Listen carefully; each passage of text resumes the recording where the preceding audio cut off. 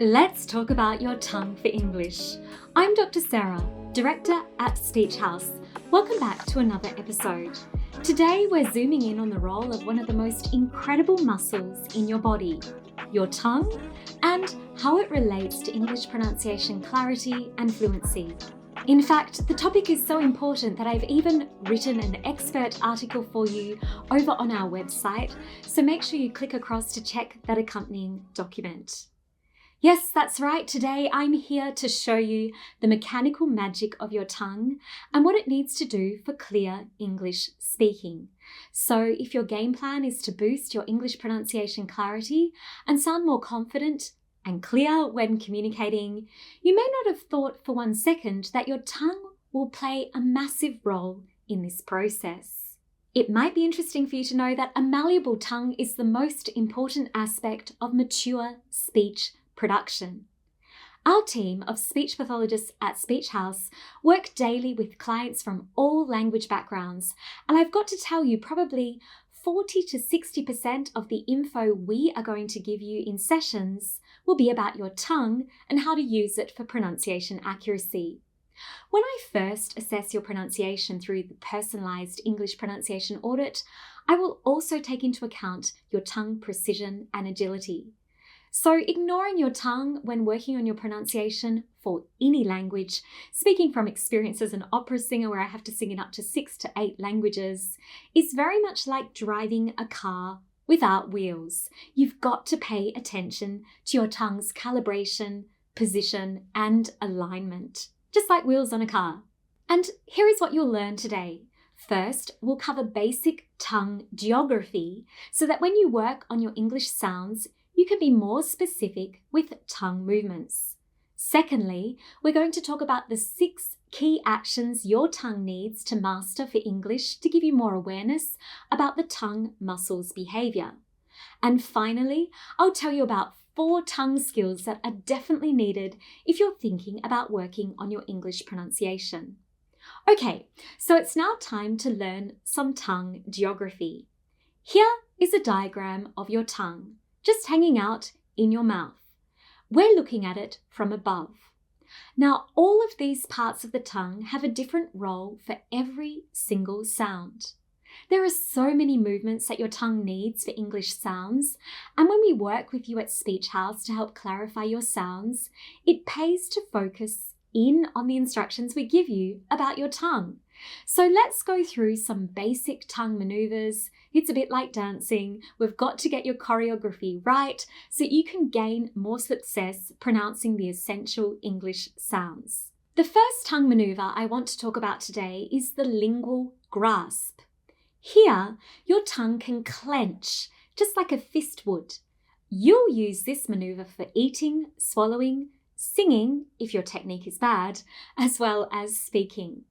Our next action is the lift and curl. It's a bit like the bend and snap in Legally Blonde, kind of, except you're going to lift and curl. Here, your tongue tip lifts and curls while the body of the tongue rests low. So how do you use this behaviour? Well, this one is super important for eating ice cream. It's true, as well as making many English consonants accurately, like T, D, N, and some more. Most languages need this manoeuvre. I use this manoeuvre often in opera singing in languages like Russian and French and German, Bulgarian, even Hungarian, Czech, you name it. The tongue needs to lift and curl in time with the right movement at the right moment to get clarity in any language that you're working on. Our third manoeuvre is tip elevation. So here your tongue lifts to the soft tissue behind your top teeth without the sides of the tongue touching.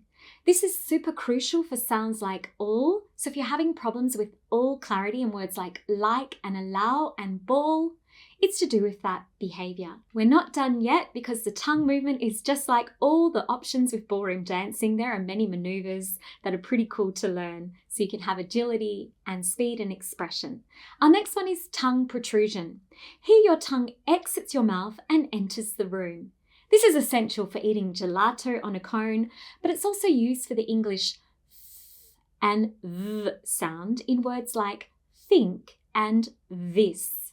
There's a plethora of tongue movements in English pronunciation when it comes to the phonetic manoeuvres your tongue requires, but we'll cover one last manoeuvre now, and that is retracting. Here your tongue moves backwards towards the back of your throat. This is sometimes called bunching because it kind of bunches up in the base of the muscle. Definitely important for eating to drive the food back so that you can swallow it, but also essential for many vowels and consonants of English. It's also doing this kind of behaviour in some of the guttural sounds of Arabic and even the ch of Bach in German. So it's not a conclusive list. I just realised I forgot to mention one final manoeuvre, so let's wrap it up with the last one, relaxing. Here your tongue muscle is loose, just sitting flat at the base of your mouth. It's definitely vital for a clean and clear voice when singing.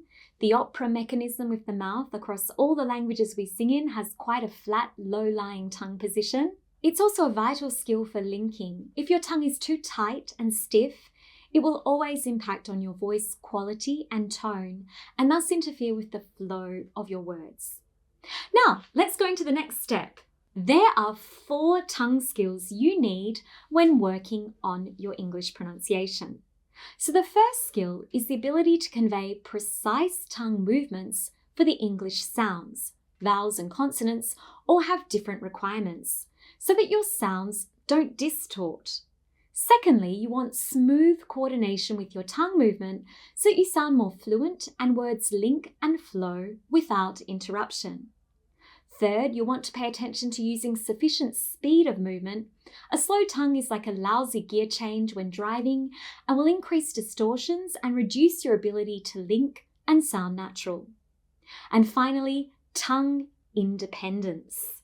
Now, I'm not talking about a new social movement to liberate your tongue, but it doesn't hurt to think of this. At SPEECHAUS, we see a lot of clients struggling to make their tongue move without involving other muscles and structures in the face. An example of this would be trying to pronounce a clear V sound and wrinkling up your nose, V, or tightening your jaw too much when pronouncing the sound instead of which is not only uncomfortable for you, but will also appear unnatural for your conversation partner because they'll see increased tension in the chin and jaw area. So now you know all these things, what should you do? If you're already working using your personalised pronunciation platform at programs.speechhaus.com with loads of strategies and tips about where to put your tongue for your vowels and consonants. And so you should be now able to analyse your sounds that you're working on with our team more effectively. I want to discuss a bit about implementation. So what you want to do is take a sound goal that we have identified for you and ask yourself the following questions. Now, we give this info for you in your sessions, but it pays to review it together now.